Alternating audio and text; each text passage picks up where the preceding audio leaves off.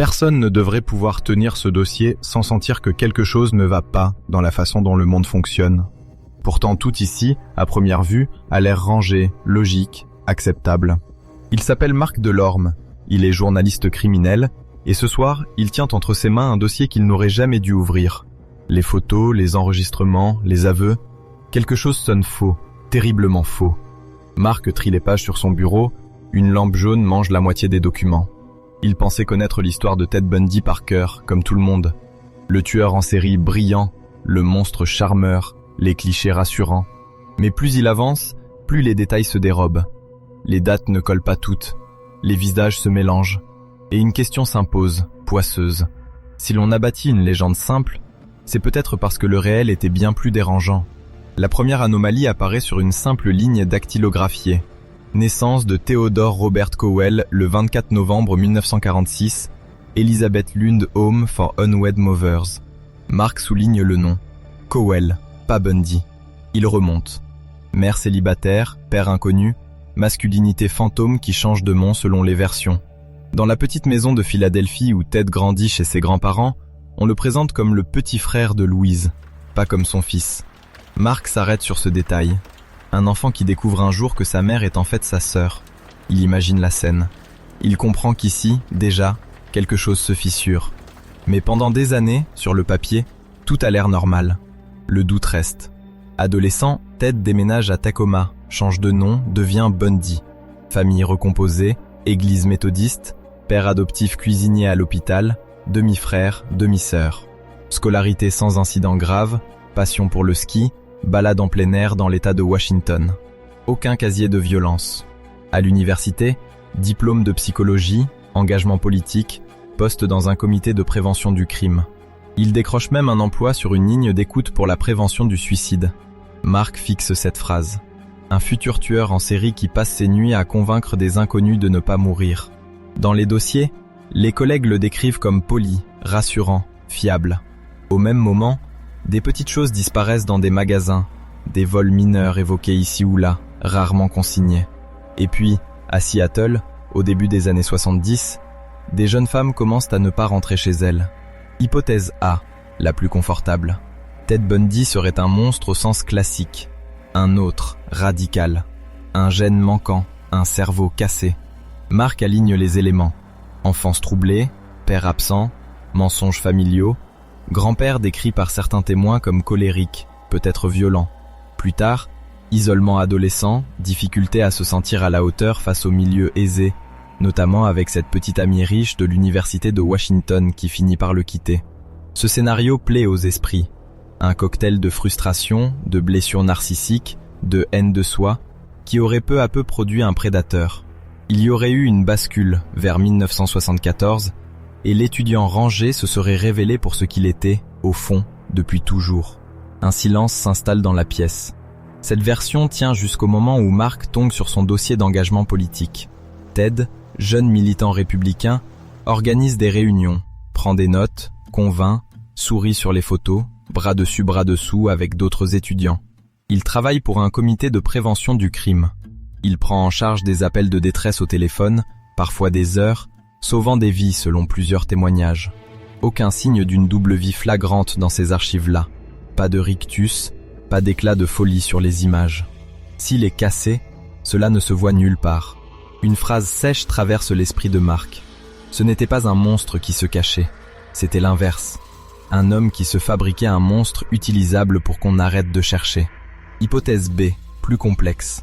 Bundy ne serait pas une créature de la nuit sortie de nulle part, mais le produit direct d'un système. Marc étale les cartes des États.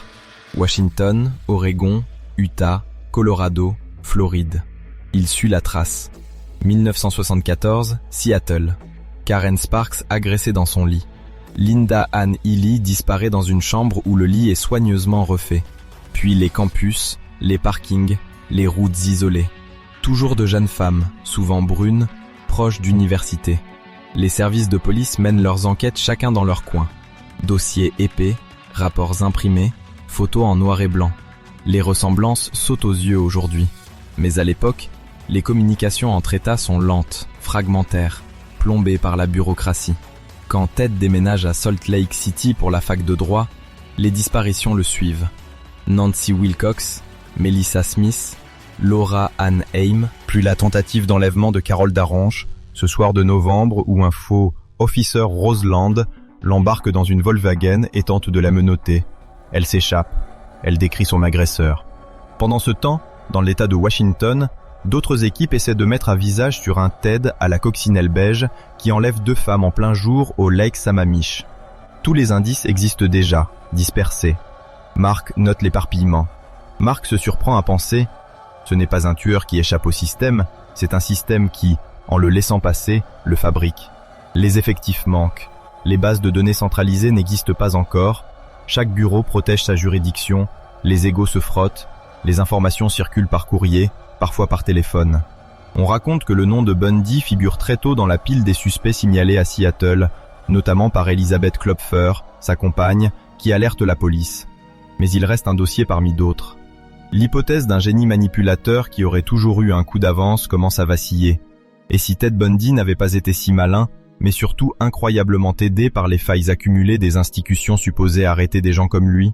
Puis Mark tombe sur la chronologie précise de son arrestation en 1975.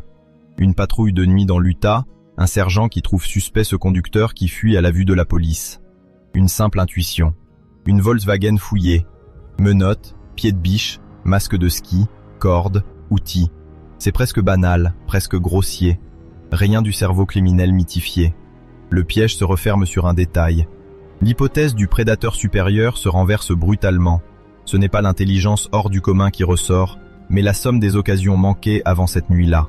Hypothèse C, plus dérangeante, et si la véritable fabrication de Ted Bundy, ce n'était ni sa famille ni la police, mais nous? Mark scrute les premières unes de journaux, les photos de procès, les gros plans télévisés. Ce visage bien coiffé, ce regard direct vers la caméra. Il lit les premiers articles qui insistent sur « l'étudiant en droit brillant, le jeune homme séduisant ». Il voit la fascination monter, l'idée qu'un tueur en série doit être extraordinaire pour qu'on accepte d'en parler autant. Le pire surgit quand il relit les interviews tardives, celles où Bundy commence à se raconter, et que les médias prolongent la mise en scène qu'il a lui-même amorcée.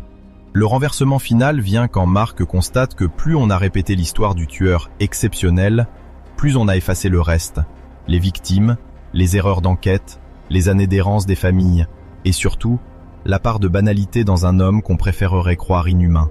Mark bute sur une seule chose. Comment un tel trajet a-t-il pu tenir aussi longtemps sans que tout s'effondre plus tôt? Il cherche une explication multiple, mais les documents l'emmènent toujours au même endroit. Une résistance unique, épaisse, persistante. L'image publique de Ted. Tout commence doucement. Étudiant en psychologie à Seattle, parlant bien, poli, à l'aise en société, il fréquente des milieux plus aisés que sa famille d'origine, notamment via cette relation amoureuse avec une étudiante de bonne famille. Quand elle le quitte au début des années 70, il se réinvente. Il repart à zéro avec Elizabeth Klopfer, secrétaire médicale, qu'il rencontre en 1969. Elle raconte plus tard un homme tendre, attentionné, parfois distant, mais qui l'aide avec sa petite fille, qui cuisine, qui la serre contre lui la nuit. Pendant que des enquêtes s'ouvrent sur des disparitions, lui colle des photos souriantes dans des albums. Le contraste s'épaissit. Mark lit les notes des collègues de la ligne d'écoute pour la prévention du suicide. L'un d'eux, Anne Rule, devenu auteur, le dépeint comme un partenaire de nuit fiable, une présence rassurante au bout du fil pour des gens au bord du vide. Dans ses bureaux, Bundy parle calmement, prend le temps. Il semble connaître les mots qui apaisent. Rien dans ces scènes ne s'accorde avec le corps de Linda Ann Healy, disparue d'un lit soigneusement refait quelques rues plus loin. Le mur commence à se dessiner là. Ted a appris à jouer un rôle. Mais ce rôle n'est pas seulement le sien. Il correspond à ce que les autres veulent voir. Le jeune homme poli. Le militant républicain ambitieux qui aide le gouverneur sortant. Le futur juriste qui s'inscrit en fac de droit, une première fois à l'université de Puget Sound, puis à l'université de l'Utah. Dans ces contextes, on lui ouvre des portes. On lui confie des responsabilités. Quand la police de Seattle reçoit le signalement d'un certain Ted avec une coccinelle beige, son nom remonte, mais plusieurs enquêteurs le décrivent comme peu probable. Il ne colle pas au cliché du malade sexuel solitaire.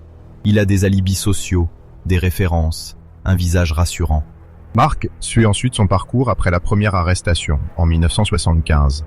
Cette nuit, où le sergent Hayward le stoppe dans un quartier résidentiel. Le coffre rempli d'objets inquiétants.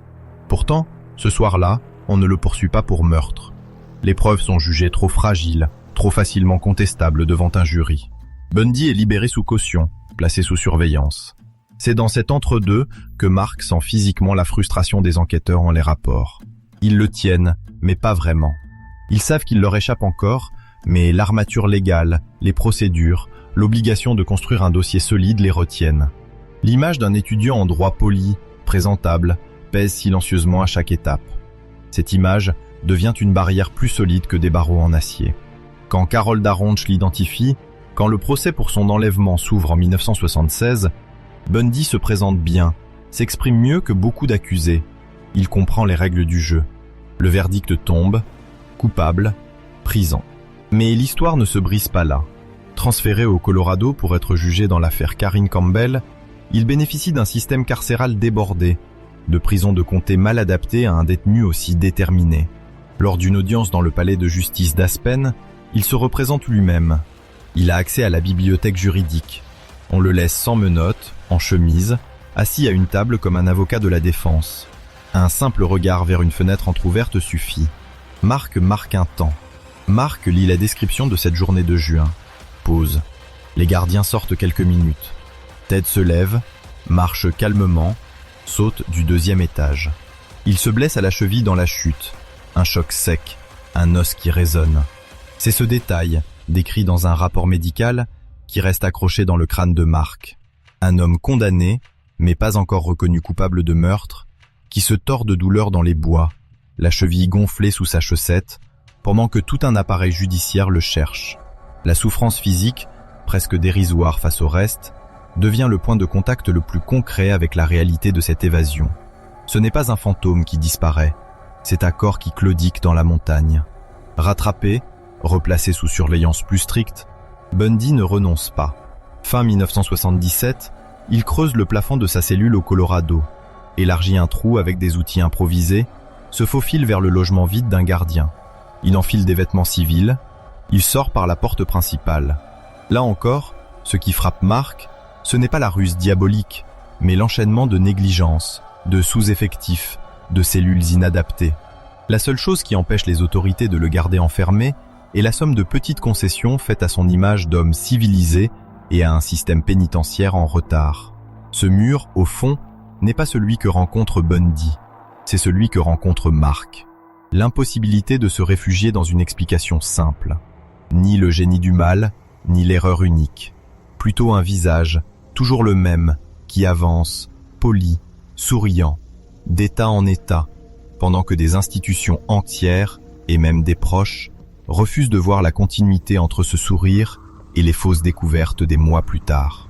Les experts que Mark interroge semblent s'accorder sur une chose. Ted Bundy incarne un tueur en série organisé, manipulateur, mobile, dont le profil a servi de matrice à des générations d'analyses criminologiques. Certains ajoutent pourtant une nuance. Plus on relit les dossiers, plus son exceptionnalité s'effrite, laissant apparaître un délinquant opportuniste, répétitif, parfois négligent, qui a surtout profité d'un contexte policier fragmenté. Ce qu'il refuse encore de regarder en face, c'est la peur souterraine que ce cas réveille. Si Bundy n'est pas unique, alors il n'est pas un monstre isolé, mais le symptôme d'un nombre inconnu d'hommes ordinaires que l'on ne saura jamais nommer. Au fil des semaines, Mark sent se fissurer ce qu'il pensait savoir. Ce qu'il croyait vrai au départ était confortable. Une grande figure du mal, circonscrite, datée, exorcisée par l'exécution de 1989.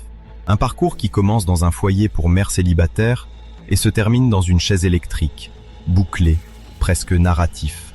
Le reste, selon cette version, n'était que détail. Les procès en Floride semblaient avoir donné une conclusion nette. En 1979, le procès de Chi Omega à Tallahassee, les morsures sur le corps de Lisa Levy, comparées aux empreintes dentaires de Bundy, les témoignages de survivantes, les jurés qui regardent tour à tour les photos de scènes de crime et l'accusé bien coiffé, condamnation à mort. Puis le procès pour Kimberly Leach, cette fille de 12 ans enlevée devant son école à Lake City. Nouvelle condamnation.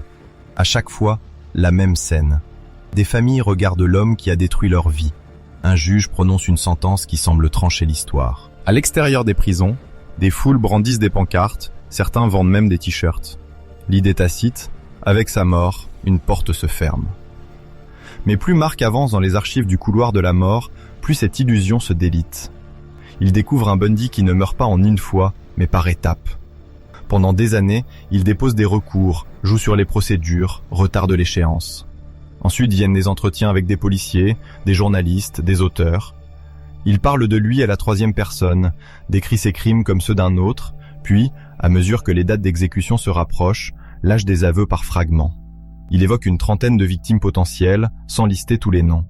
Certains disparus entrent dans ce chiffre, d'autres restent à la marge, ni totalement confirmés, ni complètement écartés. Mark comprend alors que ce qu'il croyait vrai, ce n'était pas seulement la culpabilité de Bundy, attestée par des preuves lourdes, mais l'idée qu'on détenait la totalité de son histoire. Une liste de victimes, un nombre, un récit complet. En réalité, ce qui se dessine est un champ de ruines incomplètes. Des États comme Washington, Utah, Colorado, Oregon, Floride, qui ont chacun leur dossier, leurs cas probables, leurs affaires classées sous réserve. Des familles qui n'ont jamais reçu de confirmation, des corps jamais retrouvés, une chronologie trouée. Ce que Mark découvre à la place est plus sombre et plus limité à la fois. Sombre parce que la mort de Bundy ne clôt rien. Elle fiche simplement un coupable au centre d'un système qui, dans les années 70, laissait passer des prédateurs d'un État à l'autre. Limité parce qu'une fois qu'on retire la couche de fascination, il reste un homme loin du mythe du cerveau surhumain. Un jeune adulte qui vole, ment, improvise, échoue parfois, se fait arrêter sur un simple contrôle de véhicule volé en Floride en 1978, lutte quelques secondes avec un officier avant d'être plaqué au sol. Sa fin n'a rien de cinématographique. Elle a la banalité d'une arrestation routière qui se passe mal pour le conducteur. Mark regarde enfin l'héritage qu'on prête à cette affaire. Le FBI qui améliore ses méthodes de profilage, les bases de données nationales qui se renforcent, les procédures de recoupement entre disparitions, les conférences où l'on cite Bundy comme cas d'école. Tout cela est réel, mais derrière ces avancées, il reste les zones blanches, des dossiers jamais croisés, des noms jamais reliés, des erreurs qui ne trouveront plus de correctifs parce que les principaux témoins sont morts. Une phrase le hante. On ne saura probablement jamais combien de vies cet homme a prises. Non par mystère romanesque, mais par simple absence de preuves consolidables. Des os éparpillés, des souvenirs flous, des aveux stratégiques. Quand il arrive à la date de l'exécution, en janvier 1989, il ne voit plus un méchant enfin neutralisé, mais un interrupteur qu'on baisse alors que la pièce n'est pas éclairée jusqu'au fond. La dernière question que Mark note dans son carnet n'est pas destinée aux experts, ni aux policiers, mais à celui qui regarde ce dossier depuis son écran. Si cet homme, avec son visage ordinaire et ses gestes parfois maladroits, a pu rester invisible si longtemps, combien d'autres histoires incomplètes sont déjà en train de se dérouler sous nos yeux sans qu'on accepte de les voir. Sur la table, les photos de Ted en costume au tribunal se mélangent à celles des parkings vides et des sentiers boisés, les visages des victimes rognés par la lumière du néon blafard. La bande magnétique d'un vieil enregistrement d'interrogatoire tourne en boucle dans un magnétophone. Un léger cliquetis métallique marque la fin de la piste. Par la fenêtre entr'ouverte, on entend au loin le passage régulier d'une voiture sur l'asphalte mouillé, un froissement de pneus sur la chaussée. Une tasse de café renversée dessine une flaque sombre sur un formulaire d'affaires classées. Les lettres se diluent lentement dans le liquide refroidi.